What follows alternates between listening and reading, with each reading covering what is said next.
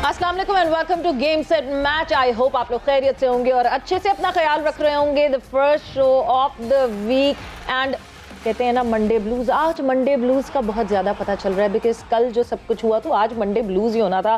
5-0 से जो सीरीज हमने क्लीन स्वीप करनी थी, ओडीआई नंबर 1 रैंक को और कुछ टाइम तक एंजॉय करना था, वो सब ख्वाब धरे के धरे रह गए। 4-1 yes, it's not a bad score एक सीरीज के हिसाब से, बट येस वो जो ओडीआई नंबर 1 रैंक था उसको हमें 48 आवर्स भी नहीं मिले सेलिब्रेट करने के लिए, बट कोई बात नहीं, फिर आएगा मौका, फिर होगा। बट यस, यही डिस्कशन होगी और भी बहुत सारे डिस्कशन के हमारे पॉइंट्स होंगे। लाला हमारे साथ मौजूद होंगे, मैं हूँ सवेरा पाशा और मेरे साथ मौजूद हैं फैसल इलियास। वेलकम करते हैं आपका गेम सेट मैच में। और जिस तरह सवेरा ने कहा कि पाकिस्तान आखिरी ओडीआई हार गया, सीरीज़ 4-1 से हम जीते, लेकिन कुछ घंटों के लिए हम टॉप रैंक टीम रहे, जिस पे हमारे कप्तान ने ये कहा कि हम टॉप रैंक टीम तो रहे हैं। सो आखिरी मैच की हार को इतना ज़्यादा प्रोपेगेंडा ना किया जाए, उतना ज़्यादा क्रिटिसाइज़ ना किया जाए। हालांकि परफॉर्मेंस काफ़ी डिसमल लगी हमें, उस पर डिटेल से बात करेंगे कि क्या रीज़न्स बने हमें आखिरी मैच हारने के और उसका कितना मोरल पे पाकिस्तान पे बुरा लगता है। लेकिन व्यूअर्स ये समझते हैं कि शायद पाकिस्तान अगर वर्ल्ड कप जैसे टूर्नामेंट में या एशिया जैसे कप जैसे टूर्नामेंट में एज फेवरेट ना उतरे तो ज़्यादा बेहतर है, बिकॉज हम कंप्लेसेंट नहीं होते, तो हम अच्छा खेलते हैं, हम अंडरडॉग्स होते हैं तो अच्छा खेलते हैं। So we'll talk about it in detail कि क्या चीज़ इस सीरीज़ में रही in terms of how we are progressing towards the Asia cup and the world cup, और किस मोराल के साथ हम जाएंगे। बेंच को हमने अच्छे तरीके से टेस्ट किया, इस पे भी बात करेंगे पूरे शो में। लेकिन शो का आगाज़ करते हैं व्हाट्सएप सेगमेंट पे, जहां हम डिस्कस करेंगे दीगर स्पोर्ट्स को भी, फिर डिटेल में लाला से बात करेंगे सीरीज़ के हवाले से। बिल्कुल जी। सो व्हाट्सएप इन स्पोर्ट्स में शुरुआत करते हैं सबसे पहले ऑब्वियसली इस 5वें ओडीआई के हवाले से। सो न्यूजीलैंड ने 5वें वनडे में पाकिस्तान को 47 रन से हरा दिया, शिकस्त दे दी। फखर जमान 363 रन बनाकर सीरीज के बेहतरीन खिलाड़ी जो हैं वो करार पाए और हारिस रऊफ ने सीरीज में सबसे ज्यादा विकेटें यानी 9 विकेटें हासिल की। Good bowling bye Haris Rauf, लेकिन कल आखिरी आउट होने वाले खिलाड़ी भी हारिस रऊफ थे। पाकिस्तान ने 48 घंटों में ही वनडे टीम की टॉप रैंकिंग से पहली पोजीशन से महरूम हो गया और 5वें वनडे में पाकिस्तान नाकामी के बाद बाबर 11 पहले से तीसरे नंबर पर आ गई है। पाकिस्तान के रेटिंग पॉइंट्स 112 हैं। मुस्तकबिल में भी फिर से पाकिस्तान को नंबर 1 टीम बनने का मौका मौजूद है अगर अफगानिस्तान सीरीज़ हो जाती है या कुछ और जो टॉप की टीम्स है, ऑस्ट्रेलिया, इंडिया मैचेस अगर हारते हैं। बिल्कुल, और साथ ही साथ एक स्लाइड सा मार्जिन ये है कि 10 मई को एनुअल अपडेट होना है आईसीसी रैंकिंग का, विच मींस जो हम इंग्लैंड से 4-0 हमारी एक शिकस्त थी वो आउट हो जाएगी उस साइकिल में से। यस, मगर कैसे होगा, क्या होगा, बाकी औरों की क्या इक्वेशन होगी उस पर देखना पड़ेगा। बट मूविंग ऑन फर्दर, एक वो कहते हैं ना टॉक ऑफ द टाउन जो मुसलसल चली हुई, that is Asia cup. So Asia cup ना हुआ तो कौमी टीम को वर्ल्ड कप की तैयारी कैसे कराई जाएगी, ये एक सवाल है जो कि पीसीबी मुसलसल उसका जवाब ढूंढ रहा है। पीसीबी ने प्लान बी पर काम करना शुरू कर दिया है। पाकिस्तान क्रिकेट बोर्ड ने 2 तरफा या 3 मुल्की सीरीज के लिए मुख्तलिफ क्रिकेट बोर्ड से राब्ते शुरू कर दिए हैं, जिसमें जनूबी अफ्रीका, वेस्ट इंडीज़, श्रीलंका और आयरलैंड की टीमें शामिल हैं। टीमों की मसरूफियत के हिसाब से उनको देखते हुए वर्ल्ड कप से कबल सीरीज प्लान की जा सकती है। Moving on further on WhatsApp segment, अगली खबर है कुश्ती के मैदानों से। गुजरावाला के जमान अनवर पहलवान ने दिलचस्प मुकाबले के बाद बहावलपुर के आसिफ पहलवान को हराकर रुस्तम पाकिस्तान का टाइटल अपने नाम कर लिया। 30 मिनट के मुकाबले में दोनों पहलवानों का मुकाबला बराबर रहा, लेकिन इजाफी वक्त में पॉइंट्स की बुनियाद पर जमान पहलवान ने यह मुकाबला जीत लिया। एंड मूविंग ऑन फर्दर, दूसरी तरफ चल रही है इंग्लिश प्रीमियर लीग। सो इंग्लिश प्रीमियर लीग में आर्सेनल ने न्यूकासल यूनाइटेड को 2-0 से शिकस्त दी। वेस्ट हैम यूनाइटेड ने मैनचेस्टर यूनाइटेड को 1-0 से शिकस्त दी। फ्रेंच लीग में पीएसजी ने जो पूरा कंपटीशन हुआ वहाँ पे 3-1 से जो है वो जेर कर दिया दूसरी टीम को। और अगर मैं एम बापे की बात करूं तो एम बापे ने गोल स्कोर किया और जो पूरी जो मेसी के साथ जो वो किया गया था, इशू एक हो रहा था, एक पीएसजी का एक इशू चल रहा था, उसमें मेसी जो है उनको नहीं खिलाया गया। So yes, this is it from sports. क्या चल रहा है, क्या हो रहा है, वो तो हमने आपको अपडेट दे कर दिया, मगर सबसे ज़्यादा जो इस वक्त चल रहा है और जो हो रहा है दैट इज़ कि हम ओडीआई रैंकिंग को बहुत ज़्यादा सेलिब्रेट कर रहे थे, बट थोड़ी सी देर की खुशी थी फैसल हमारी, और वो थोड़ी देर की खुशी बस फिर ढेर हो गई। मगर बाबर आजम का प्रेस कॉन्फ्रेंस में यही कहना था कि एटलीस्ट हम जो हैं वो कुछ देर के लिए पहले नंबर तक तो पहुंचे, बिकॉज हम सोचें इतने सालों में फैसल कितने बड़े बड़े लेजेंड्स हमारी टीम का हिस्सा रहे। मतलब अगर मैं 90s की टीम की बात करूं तो every player had their own fan base. Saeed Anwar, Aamir Sohail, Moin Khan, Wasim Akram, you name it, and सारे स्टार्स वहाँ मौजूद थे। इवन देन हम ओडीआई में कभी नंबर 1 रैंक टीम नहीं बने। सो लाइक 52 ईयर्स बाद, क्योंकि बिकॉज लोग 73 ईयर्स कह रहे हैं, वो तो क्रिकेट जब शुरू हुई थी, मगर पाकिस्तान ने तो 52 ईयर्स पहले से खेलना शुरू किया था। बिल्कुल सही बात। उसके बाद अब पहले, लेकिन अगर सवेरा क्रिकेट को देखें ना, क्रिकेट के बहुत सारे रूल्स, जैसे डकवर्थ लुइस भी जब आया था तो बहुत सारे इस पर क्वेश्चन थे, जब ये रिव्यू सिस्टम आए तो उसमें बहुत सारे क्वेश्चन थे, पॉइंट्स की जो कैलकुलेशन होती है, जिस तरह पाकिस्तान टॉप रैंक पे पहुंचा, कम मैचेस खेल के भी टॉप रैंक हुआ, अब वो किन टीमों के अगेंस्ट खेल रहा था, उसके बाद किस तरह वो, so there are lot of things which are subjective. लेकिन वो कहते हैं ना कि टॉप पोजीशन पे पहुंचना इतना इंपॉर्टेंट नहीं होता, उस पे सस्टेन करना इंपॉर्टेंट होता है। सो हमारे कप्तान ने जब ये कहा टॉप पे भी पहुंचना होता है, मगर हाँ सस्टेन करना ऑब्वियसली ज्यादा, because of these points, parameters and which teams you play against, तो टॉप पे पहुंच गए आप किसी तरह। It was not planned. अगर आप शायद ऑस्ट्रेलिया से, इंडिया से बहुत ज्यादा मैचेस खेलते, इंग्लैंड से बहुत ज्यादा मैचेस खेलते, यही सीरीज आप अगर न्यूजीलैंड की condition, so there are lot of ifs and buts, so reaching that point was not that planned.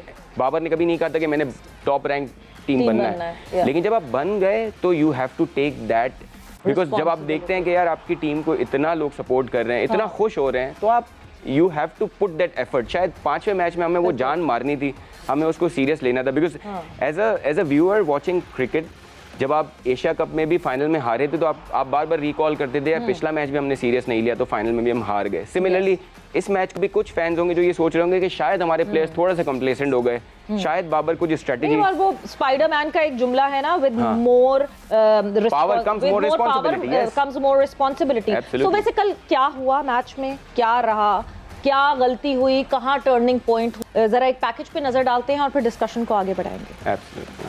And what a brilliant performance by Iftikhar Ahmed. I know कि वो फिनिश नहीं कर सके, उन्होंने माफ़ी भी मांगी पाकिस्तान की आवाम से, मगर फैसल कभी कभार मैं ये सोचती हूँ कि he was not the first choice for Pakistan, he was a force change.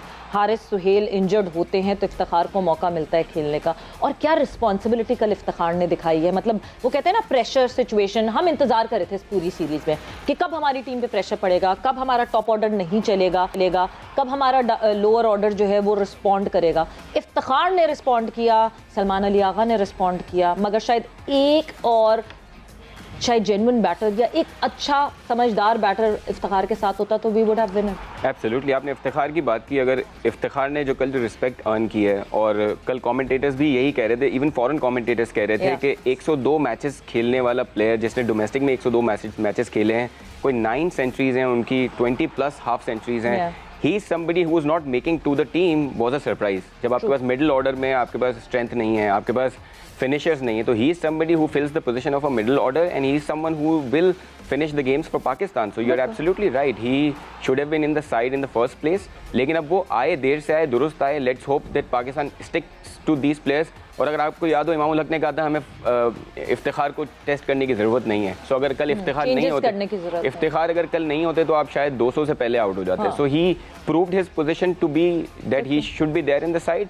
उसके साथ आगा सलमान की भी इनिंग्स को हमें नहीं भूलना चाहिए. उन्होंने भी अच्छा अग्रेशन के साथ भी खेला. It was unfortunate that he got out at the wrong time. वरना यू नो अगर थोड़ा सा वो इस क्रीज पे रह जाते, अगर वो 70-80 करते और थोड़ा सा टाइम मिलता है इफ्तिखार को, जैसे आपने कहा, तो ये मैच का रिजल्ट बहुत फ़र्क होता.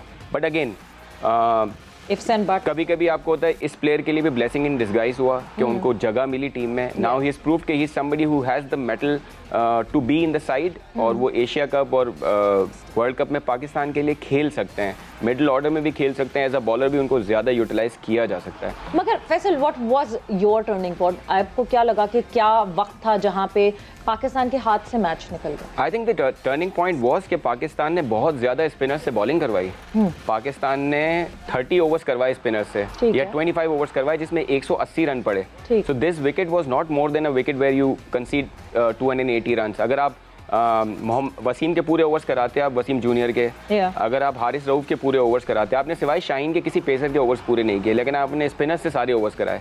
सो मेरे हिसाब से स्पिनर्स से ज़्यादा बॉलिंग करवाना was the turning point. 300 plus के रन देना was the wrong thing to do, क्योंकि आप ये नहीं एक्सपेक्ट कर सकते कि हर बार बाबर जाके 100 करेंगे, हर बार फ़खर जाके 100 करेंगे। तो आपने ये देखना है कि आपकी पूरी 11 की क्या कैपेबिलिटी है, क्या एवरेज स्कोर वो कर सकते हैं अगर बाबर आउट हो जाते हैं, अगर फ़खर जमान आउट हो जाते हैं। तो मेरे हिसाब से बाबर की captaincy was slightly sluggish. Maybe it could have been planned कि यार मैं देखता हूँ कि मेरे स्पिनर्स कैसी बॉलिंग करा सकते हैं, लेकिन मेरे हिसाब से टीम की जीत से ज़्यादा कोई भी एक्सपेरिमेंट ग्राउंड में कैप्टन के लिए इंपॉर्टेंट नहीं होता।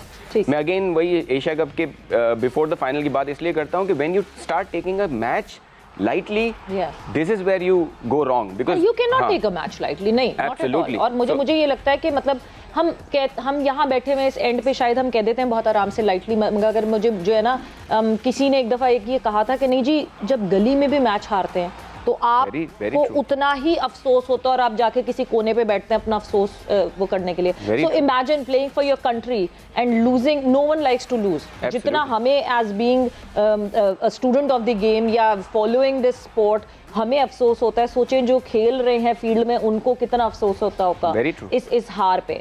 मगर फिर वही कुछ डिसीजन, मुझे एक चीज़ अंडरस्टैंडिंग मेरी आती है कि अभी भी Babar is understanding how to utilize Usama Amir. वो इस वजह से, बिकॉज मैं देखती हूँ कि उसामा अमीर का स्पेल शुरू होता है, एक तरफ से उसामा प्रेशर डालते हैं, सलमान अली आगा ने भी प्रेशर डाला हुआ होता है, उसके बाद आप एकदम से चेंज करते हैं और शादाब को लाते हैं और शादाब पे हाथ खुल जाते हैं बैटर्स के, और उसके बाद तो हिस्ट्री बन गई। वो आखिरी T20 में भी अगर आप देखें तो Shadab was the one who actually you know started giving the runs away, और उसके बाद उनकी मोमेंटम पूरा चेंज हुआ। सिमिलरली आपने बिल्कुल सही कहा कि शॉर्टर फॉर्मेट में मोमेंटम बड़ा इंपॉर्टेंट होता है। कल भी आपने देखा जब आगा सलमान ने मारना शुरू किया तो आपने कहा इफ्तिखार का भी कॉन्फिडेंस आया, बिल्कुल आया। सिमिलरली और एब्सोल्युटली राइट कि जब आपके उसामा मीर अच्छी बॉलिंग करा रहे हैं तो उस वक्त आप शादाब और आपके बाबर ये करते हैं, कभी कभी वो पूरे मैच में इफ्तिखार से बॉलिंग नहीं कराते, तो फिर आपको बाबर को लाना जरूरी नहीं, उसको शादाब को लाना जरूरी नहीं था। You absolutely right. सो आप जब वो कंटेन कर रहे हैं तो आपने उसको विकेट लेनी थी, बिल्कुल। सो मेरे ख्याल में आपने भी वही पॉइंट आउट किया कि स्पिनर्स का एक्सेसिव यूज जो था ना वो टर्निंग पॉइंट था। एज ए कैप्टन भी शायद बाबर को ये अभी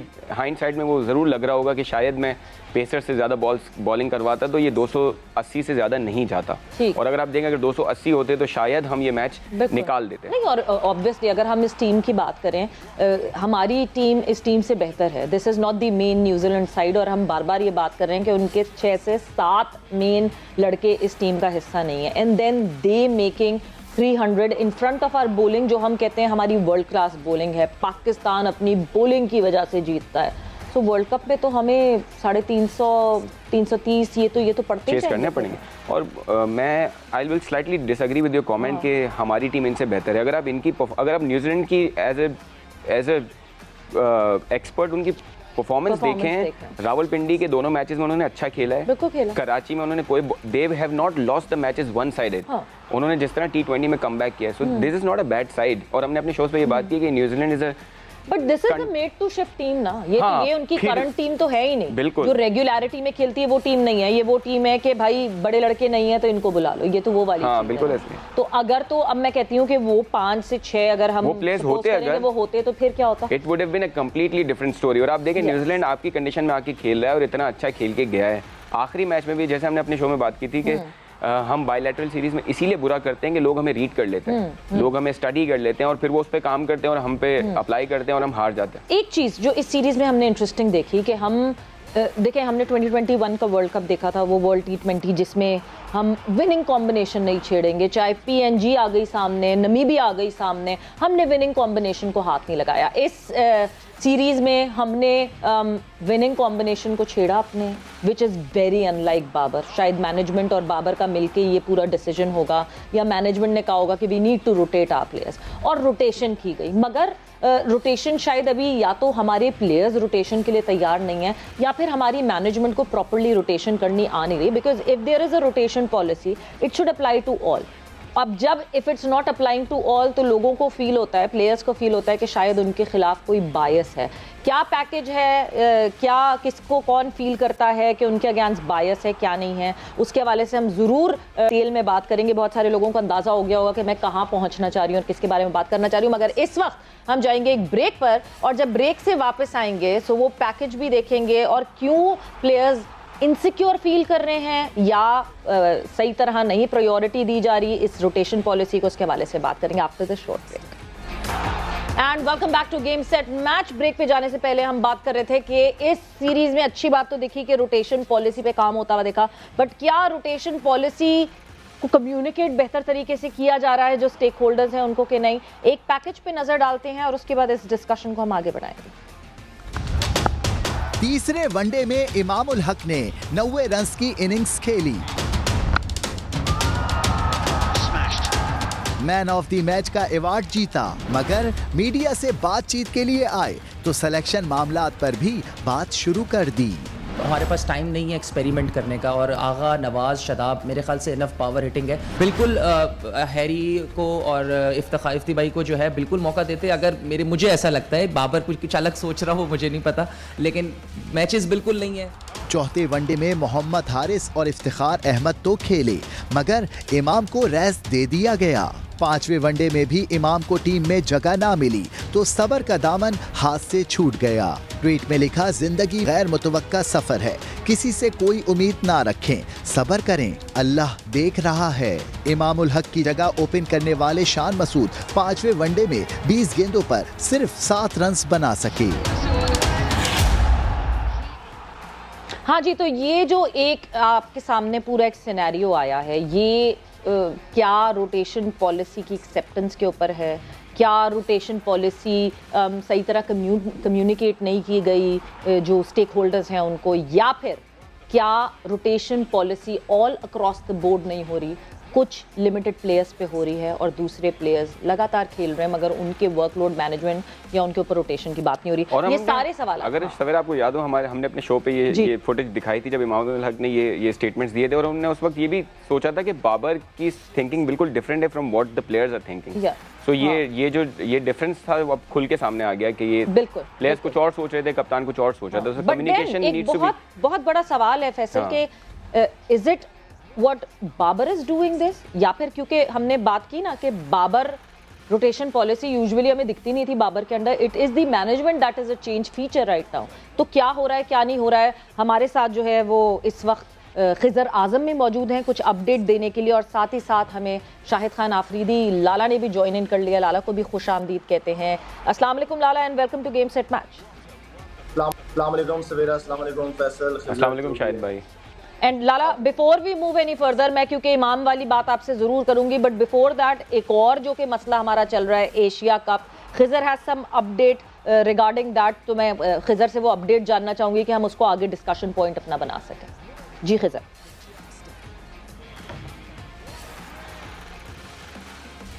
जी बिल्कुल सवेरा, जिस तरह पाकिस्तान की सीरीज़ एंड हुई है तो अदर साइड सबकी नज़रें वर्ल्ड कप पे और एशिया कप पे लगी हुई हैं, तो इंडिया की जो स्टेप्स हैं उससे तो ऐसा लग रहा है कि इंडिया की पूरी कोशिश है कि पाकिस्तान क्रिकेट जो है वो आइसोलेट रहे, इसीलिए उन्होंने एक 5 नेशन सीरीज़ का एक शोशा छोड़ा है। तो साथ ही साथ वो एशिया कप तो शायद ऐसा लग रहा है कि नहीं हो पाएगा। तो पाकिस्तान क्रिकेट बोर्ड ने अब ये तय किया है कि ख़ास तौर पर जो साउथ अफ्रीका है, आयरलैंड है और फिर वेस्ट इंडीज़ है, इनके बोर्ड से राब्ते कर लिए हैं कि ऑफ जो एशिया कप ना हो, बिफोर वर्ल्ड कप कोई ट्राई नेशन और बायलैटरल सीरीज़ हो जाए। इसके साथ साथ दीगर बोर्ड से भी राब्ते किए जा रहे हैं। साथ साथ अब पाकिस्तान क्रिकेट की और इंडिया की क्रिकेट से पहले एक जो वॉर शुरू होती है वो मीडिया वॉर शुरू हो जाती है। तो एक ख़बर आई थी कि पाकिस्तान क्रिकेट बोर्ड ने कोई तहरीरी मुआहदा मांगा है BCCI से कि वो चैम्पियंस ट्रॉफी में शिरकत के लिए तहरीरी तौर पर लिख कर दें। तो PCB ज़राए का कहना है कि ये सिर्फ़ और सिर्फ झूठ का एक पलंदा है, हमने कोई ऐसा मुआहदा नहीं किया मांगा और ना ही हमने कोई तहरीरी जवाब मांगा है। और स्टिल पाकिस्तान क्रिकेट बोर्ड का यही मौक़िफ़ है कि अगर वो इंडिया जाएंगे तो वो आखिरी डिसीजन हुकूमत पाकिस्तान का होगा, हालात वाक़यात और उसके तनाजुर में देखते हुए फ़ैसले किए जाएंगे। तो ये सब कुछ चल रहा है। आने वाले दिनों में जैसे जैसे वर्ल्ड कप करीब आएगा, एशिया कप का जो महाज है वो गर्म होगा। चेयरमैन खुद ACC बहुत शुक्रिया, बहुत ज़रूरी है ये अपडेट। मुसलसल एशिया कप में क्या होगा क्या नहीं होगा, हम कितने मैचेस खेलेंगे, ये एक बहुत बड़ा सवालिया निशान है। लाला इस हवाले से भी जानेंगे, मगर उससे पहले हमने एक पैकेज दिखाया इमामुल हक के हवाले से। लाला, रोटेशन की बात करें, हम बार बार इस पे बात करते हैं कि रोटेशन होनी चाहिए, जो बेंच पे प्लेयर्स बैठे उनको मौका मिलना चाहिए, वो कब खेलेंगे, उनको कब गेम टाइम मिलेगा, मगर प्लेयर्स की तरफ से इस तरह का रिटेलिएशन आना, आपको लगता है कि सही कम्युनिकेशन, हम हमेशा पीसीबी में कम्युनिकेशन गैप की बात करते हैं, क्या ये कम्युनिकेशन गैप की वजह से हो रहा है? सवेरा मेरे ख्याल में रोटेशन हमेशा हम बात करते रहे कि प्लेयरों को चांस मिलना चाहिए और चांस मिला है, और मैं ये समझता हूँ कि आई थिंक इस वक्त चीज़ें जो हैं वो मिकी और उसकी जो टीम है मैनेजमेंट, आई थिंक वो इन सारी चीज़ों को जो मुझे नज़र आ रही है बाहर से चीज़ें कि वो कंट्रोल वो ही कर रहे हैं। मेरे ख्याल में बाबर भी इस वक्त जो मैनेजमेंट कह रही है, बाबर उस चीज़ों को फॉलो कर रहा है, क्योंकि वर्ल्ड कप आगे है तो कुछ एक्सपेरिमेंट करने होंगे इन्होंने, तो मेरे ख्याल में इसलिए सारे जो मैनेजमेंट, कप्तान, ये सारे कोचेस जो हैं वो एक ही पेज पे हैं इस वक्त। तो अच्छी बात है, करना चाहिए, लेकिन कुछ चीज़ों को थोड़ा सा क्लियर भी कर देना चाहिए। जो आपने इमाम की स्टेटमेंट की बात की, उस दिन भी आपसे यही बात हुई थी कि कभी कभार क्योंकि आप एज अ प्लेयर खेल रहे हो, जो कुछ सवाल होते हैं वो मेरे ख्याल में अगर ये कप्तान से पूछा जाता तो ज़्यादा बेहतर था, लेकिन आई नो कि मीडिया में जब आप बैठते हैं तो सवाल होते ही हैं आपसे। इसको इमाम को चाहिए था कि लेफ्ट कर देता इस सवाल को, इसका जवाब नहीं देना चाहिए था कि किसको चांस मिलना चाहिए, किसको नहीं मिलना चाहिए। ये मैनेजमेंट या कप्तान का रोल है, उनको प्रेस के सामने ये बात करनी चाहिए। आपको लगता है वो स्टेटमेंट अगेंस्ट चला गया इमाम के? देखिए, एक तो माशाल्लाह से बड़ी आउटस्टैंडिंग इनिंग खेली थी बाबर ने, 90 रन किए थे। उसके बाद फिर मेरे ख्याल में कोई हैमस्ट्रिंग का इशू हो गया था, मैच बैठ गया था। फिर जो 5वां मैच इमाम ने खेलना था वो अचानक से कहा कि मैं फिट हूँ और मैं खेलना चाहता हूँ, जो कि मैनेजमेंट के लिए एक सरप्राइजिंग था कि ये वाली इंजरी एक ही दिन के अंदर ठीक हो गई है। तो मेरे ख्याल में उस वक्त तक मैनेजमेंट ने माइंड बना लिया था कि शान मसूद खेलेगा। शाहिद भाई, आपको लगता है कि कल जो मैच पाकिस्तान हारा है उसमें हमने देखा कि स्पिनर्स को जो है वो काफ़ी ज़्यादा यूज़ किया गया और आपके वसीम के ओवर्स पड़े हुए थे, आपके पेसर्स के हारिस रऊफ के ओवर्स पूरे नहीं हुए थे। आपको लगता है कि थोड़ा सा वहाँ बाबर की कप्तानी में थोड़ा सा हमें फ्लॉ दिखा कि शायद मैच को जीतने के लिए आप उस इनिंग्स में रन्स कम करवाते ताकि आप चेज डाउन कर सकते total? Well, I am very sorry, मैं कल पूरा दिन बहुत बिजी था, बिल्कुल मैच को नहीं देख पाया। ठीक है, तो इस हवाले से कमेंट कर नहीं पाऊंगा। ठीक है, अच्छा, लेकिन मैं अगर इसके इमाद रोटेशन वाली जो हम बात इसके इमामुल हक के कमेंट पे हमने अपने शो में डिस्कशन किया था लाला कि शायद इमामुल हक को इस सवाल का जवाब नहीं देना चाहिए था कि भैया टीम में चेंजेस होनी चाहिए, नहीं होनी चाहिए, और वही हुआ। अभी भी इमामुल हक को अगर देखा जाए तो इस तरह का ट्वीट नहीं करना चाहिए था ताकि जनरल पब्लिक को ये ना होता कि कोई डिफरेंसेस है, because it's the responsibility of the players के पीसीबी के कोच को और अपने कप्तान को और अपनी मैनेजमेंट की चीज़ों को एक्सपोज ना किया जाए। अगर शायद ये ट्वीट नहीं होता तो हम ये डिस्कशन इतनी डिटेल में ना कर रहे होते। मेरे ख्याल में नहीं करनी चाहिए, सेंट्रल कॉन्ट्रैक्टेड प्लेयर्स हैं ये सारे, और आई डोंट नो कि इसके सेंट्रल कॉन्ट्रैक्ट के अंदर अगर ड्यूरिंग द टूर या आप कप्तानी या मैनेजमेंट के हवाले से या प्लेइंग 11 के हवाले से कोई बात करते हैं, कोई ना कोई कोड ऑफ कंडक्ट होगा इसका। तो मेरे ख्याल में इमाम थोड़ा रिलैक्स रहे, अब हमेशा हमारे छोटे भाइयों की तरह है, बहुत प्यारा लड़का है, बहुत अच्छा लड़का है, लेकिन आई थिंक इसको चीज़ों को जो है ना वो समझना चाहिए। कभी कभार ऐसा भी होता है कि आपकी परफॉर्मेंसेज नहीं हो रही होती, तो मेरे ख्याल में जब परफॉर्मेंस हो तो अपने आप को थोड़ा रिलैक्स रखे, अपनी क्रिकेट, अपनी बैटिंग, अपनी बॉलिंग, अपनी बैटिंग के ऊपर फोकस करे।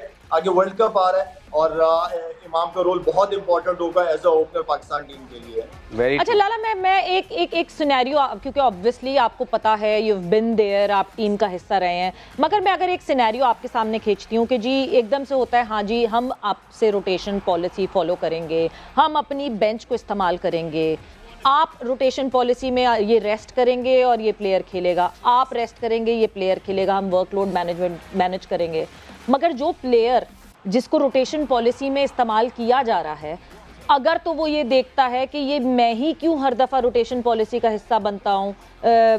फ़खर ने T20s खेले, फ़खर ने PSL खेला, फ़खर ने सारे ODIs खेले, रिजवान ने T20s खेले, हारिस आए भी अगर टीम में तो रिजवान बैठे नहीं, हारिस को कीपिंग का मौका नहीं मिला, तो कंप्लीट रोटेशन पॉलिसी तो नहीं इन्होंने फेस की। तो फिर मतलब मैं अगर इमाम बन के सोचूं तो क्या मुझे ये नहीं होगा कि मेरे साथ ही हर दफा क्यों होता है, ये बाकियों के ऊपर रोटेशन पॉलिसी क्यों नहीं अप्लाई करी? आपको लगता है ये एक फ्रस्ट्रेशन शायद हमें सामने दिखी जो इमाम की इस वजह से ट्वीट आ गई? देखिए, एक तो क्योंकि इमाम ने रन भी किए, फिर उसको इंजरी हुई थी सवेरे, जिसकी वजह से मेरे ख्याल में वो चौथा मैच नहीं खेला था, और पांचवा मैच इमाम खेल रहा था, फखर नहीं खेल रहा था, क्योंकि फखर के बैक का इशू था, जिसकी वजह से वो रेस्ट करना चाह रहे थे, उसको रेस्ट करा रहे थे, और इमाम को जो है वो खिलाना था, लेकिन इमाम ने कहा कि अभी मैं फिट नहीं हूँ। तो मेरे ख्याल में जिसकी वजह से सॉरी मैनेजमेंट ने पांचवा मैच इमाम को नहीं खिलाया था, क्योंकि उसने कहा कि मैं फिट हो गया हूँ। अचानक तो मैनेजमेंट के लिए भी तो सरप्राइजिंग था कि एक ही दिन के अंदर इंजरी ठीक हो। देखिए सवेरा, बात वही है कि सबको एक ही तरीके से देखना चाहिए, फिर चाहे जो भी हो, फिर उनको भी रेस्ट कराएं, सबको रेस्ट कराएं, इसलिए कि इस तरह की पिचों पे मेरा नहीं ख्याल कि किसी का दिल चाहेगा रेस्ट करने को, हर एक चाहेगा कि परफॉर्म करें। ठीक है, परफॉर्मेंस एक चीज है, दूसरी मैच फीस है, वो सारी चीजें बीच में आ जाती है, प्लेयर्स के माइंड में आती हैं चीजें। करना है तो फिर सबके साथ बराबर काम करो। बिल्कुल। लाला, हमने आपको लगता है कि हमने जब ये इस सीरीज़ से पहले अफगानिस्तान से जब हम T20 सीरीज़ खेल रहे थे, उसमें शादाब कप्तान थे, जब हम सीरीज़ हारे तो शादाब ने स्टेटमेंट दिए कि अब लोगों को पता चल गया कि बाबर और रिजवान कितने इंपॉर्टेंट हैं। तो वहाँ पे ऐसा लगा कि शायद कोई मैसेज देने के लिए वो सीरीज़ खेली गई, और अगर हम हारते हैं और फिर ऐसे स्टेटमेंट आते हैं तो थोड़ा एज अ फैन भी डिसअपॉइंटमेंट होती है। सिमिलरली अब जब रोटेशन हो रही है, डू यू थिंक कि कप्तान शायद उससे अग्री नहीं करते, जिसकी वजह से हम आखिरी ODI में हमने दिखाया कि हम रोटेशन करते हैं तो फिर हम हार जाते हैं? तो आपको लगता है कि प्लेयर्स को अपनी परफॉर्मेंस और हार पे फिर इस तरह का स्टेटमेंट नहीं देना चाहिए कि भैया आपको पता लग गया कि वो नहीं खेला तो ये हुआ? उससे फिर फैंस में वो डिस्कम्फर्ट पैदा होता है कि शायद हमारे प्लेयर्स अपना 100% नहीं देते। देखिए, हमें मेरे ख्याल में शादाब के उस प्रेस कॉन्फ्रेंस को इतना नेगेटिव नहीं लेना चाहिए। उसने एक इम्पोर्टेंस बताई है कि रिजवान और बाबर की क्या इम्पोर्टेंस है टीम के अंदर, तो मेरे ख्याल में ये तो हमारी सोच के ऊपर है। उसने मेरा नहीं ख्याल कि कोई ऐसी सोच के साथ बात की होगी। और दूसरा ये जो आप बात कर रहे हैं, क्या बात कर रहे थे आप यार? दूसरा ये, अभी हम अब जैसे इमामुल हक टीम में नहीं थे और हमारी अप्रोच बिल्कुल डिफरेंट लगी, हम उस तरह आपका टॉप ऑर्डर बिल्कुल ही फेल होता गया। और उसके बाद भी अगर आप देखें यार फैसल, आप मुझे ये बताएं, आप 4-1 सीरीज जीते हो यार, किस चीज की हार की बात कर रहे हो? क्या वो खेलने नहीं आए हुए थे? तो ठीक है, 4-1 जीत गए, सीरीज भी जीत गए, ऊपर एक और मैच जीत गए, नंबर 1 भी आ गए, और क्या चाहिए हमें? तो एक आधा मैच हो जाता है। आपके पास जो बेंच पे प्लेयर है, इसका मतलब है क्या वो इतने अच्छे नहीं? अगर उनको 11 में खिलाएंगे तो वो परफॉर्म नहीं करेंगे क्या? आपका इत्तेखाद टीम में नहीं था, टीम में आया, खेला, मैचेस खेला, परफॉर्मेंस आपके सामने। जो परफॉर्मेंस नहीं हो रही, जो फिक्र की बात थी, वो शान मसूद था, जिसकी वजह से जिस बेचारे की परफॉर्मेंसेज नहीं हुई। तो हम 4-1 जीते हैं यार, क्या हारे हैं?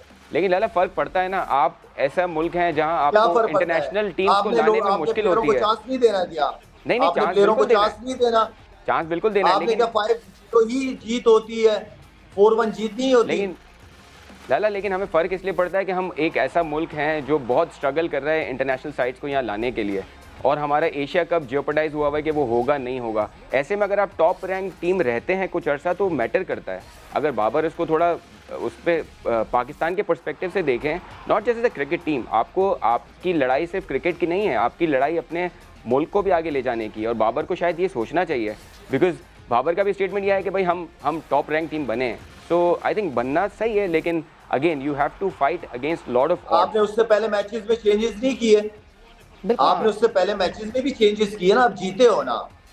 एब्सोल्यूट, बिल्कुल सही बात। नहीं, और एक चीज़ जो कि हम नंबर 1 आने पे जो बात हो रही है कि क्या टीम थी, क्या किसके खिलाफ खेले, क्या खेले, मैं बार बार एक बात करती हूँ कि this FTP is not in Babar's hand. Babar का कोई रोल नहीं होता कि हम किस टीम से खेलेंगे, कौन सी टीम अपनी फुल स्ट्रेंथ टीम भेजती है कि नहीं भेजती, that is not his fault कि वो किसके अगेंस्ट खेल रहे हैं। मगर वो खेल रहे हैं और वो जीत रहे हैं। उनकी विनिंग परसेंटेज ये हुई थी कि हम ODI नंबर 1 बने आफ्टर 52 ईयर्स। लाला, बड़ी बड़ी टीमें गुजरी, आप टीम का हिस्सा रहे, बड़े बड़े नाम हमारी ODI टीम का हिस्सा रहे, बट हम ये फीचर नहीं अपना सके। सो है तो सेलिब्रेट करने के लिए, वो अलग बात है कि फ्राइडे को हम नंबर 1 बने, हमें आपसे मौका नहीं मिला बात करने का। मैंने तो सोचा हुआ था कि आज मंडे को आके सबसे पहले आपसे एक जो है वो मैसेज लेंगे स्पेशली फॉर टीम पाकिस्तान, और वो मगर वो नहीं हो सका। अगले दिन हुआ था जब पाकिस्तान नंबर 1 बना था। जी हमने वो खुशियां पहले ही मना ली थी सवेरा, हमने तीसरे वनडे के बाद मना ली थी कि हम नंबर 1 हो जाएंगे। पहले ही बना ली। बट लाला एक चीज जो आपने अभी बीच में बात की, मैं उसके हवाले से जरूर बात करूंगी। इफ्तिखार अहमद, हमने देखा जिस तरह इफ्तिखार ने रिस्पॉन्ड किया प्रेशर में, जिस तरह इफ्तिखार ने रिस्पॉन्सिबिलिटी शो की। लाला एक बात का अफसोस ये ज़रूर होता है कि हमारे पास अभी तक बिल्कुल क्लैरिटी नहीं है। Iftikhar was not our first choice. Haris Sohail injured हुए तो इफ्तिखार को मौका मिला।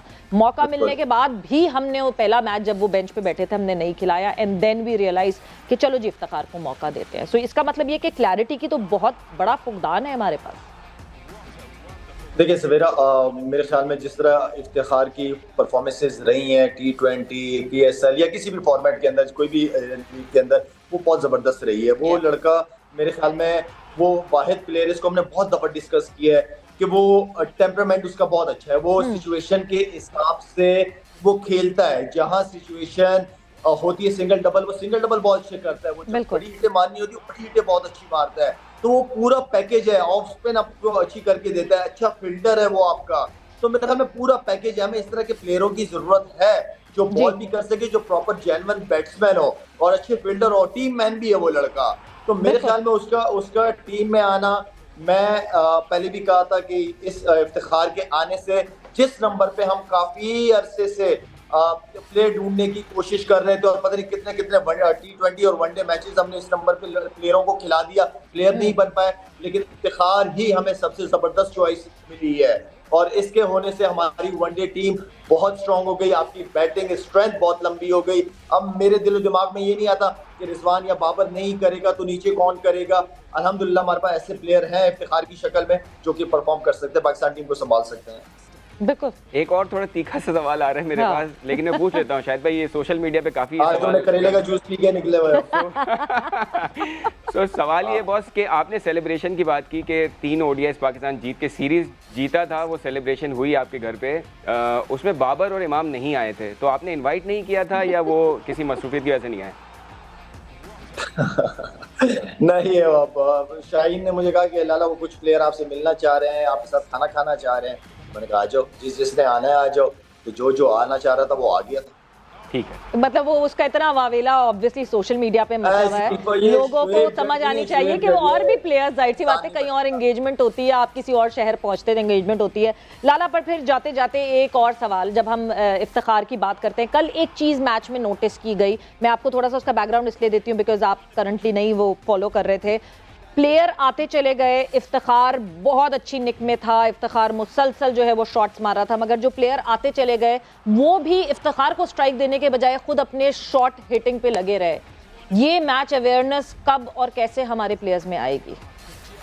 देखिए, ये तो उस टाइम जब ड्रेसिंग रूम से प्लेयर निकल रहा हो तो कोचेस की जिम्मेदारी है या कप्तान की जिम्मेदारी है कि वो उनको बताएं कि आपके सामने एक सीनियर प्लेयर, एक फॉर्म में लड़का खेल रहा है, आप उसको स्ट्राइक दें, अपनी तरफ से चांस ना ले। तो ये तो वो गेम प्लान होता है। तो गेम प्लान जो था, वो जो सिचुएशन आप बता रही है कि कोई लड़का रुका नहीं और इफ्तिखार बैटिंग कर रहा था, इसका मतलब है कि गेम प्लान जो था वो क्लियर था नहीं, या अगर गेम प्लान था तो एग्जीक्यूट नहीं हुआ उस तरीके से।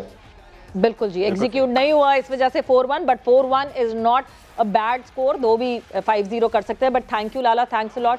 वक्त यहाँ पे खत्म हो गया है। Thank you so much Shahid भाई, थैंक यू। एंड खत्म हो गया गेम सेट मैच का। सवेरा और फैसल को इजाजत दीजिए, अपना बहुत सारा ख्याल रखिएगा। टेक केयर, बाय बाय, अल्लाह हाफिज।